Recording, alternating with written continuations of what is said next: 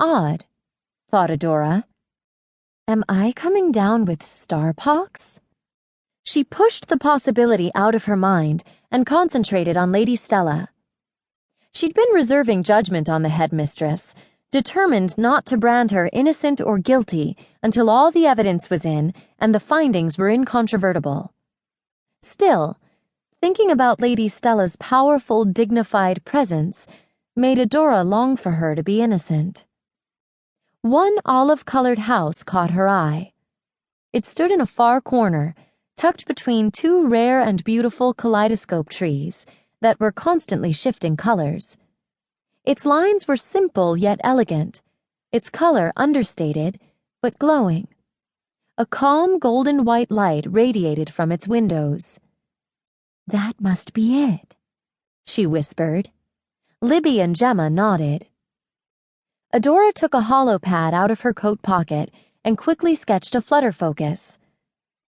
"This can be our cover if we see anyone else," she added.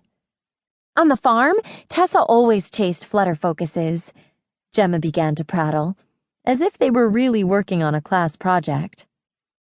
Adora let her talk as they skirted other houses, but when they drew closer to Lady Stella's home, she held up a hand for silence. Then she pulled them behind a kaleidoscope tree. "Hush! We need to be quiet now. Lady Stella knows too much about our classes and homework for the flutter focuses to work." She peered through the color-shifting leaves. Lady Stella was nowhere to be seen. "Are you sure this is her house?" whispered Gemma, beginning to panic once again. "Shh! Do you hear that?"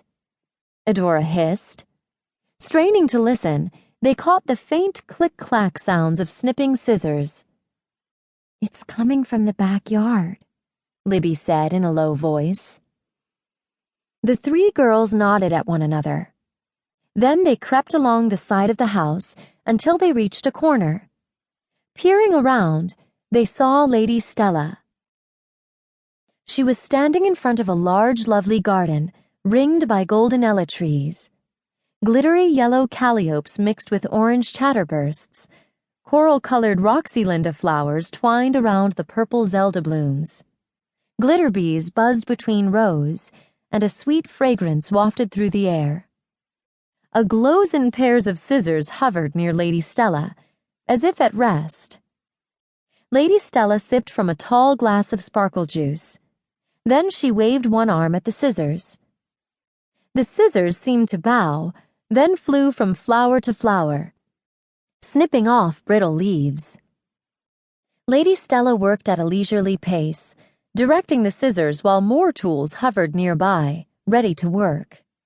Clearly, the gardening had just begun.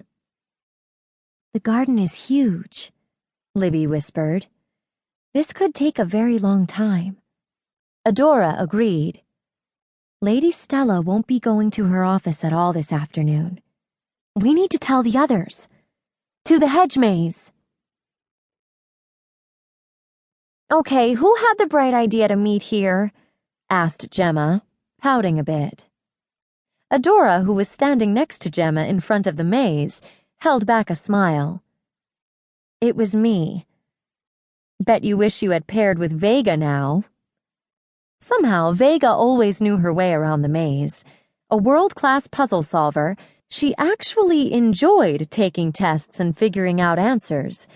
Adora had tried to get Vega's input on an experiment or two over the star years, but Vega had made it clear she didn't like the guesswork involved. She liked tried-and-true answers, resolutions that had been studied for eons.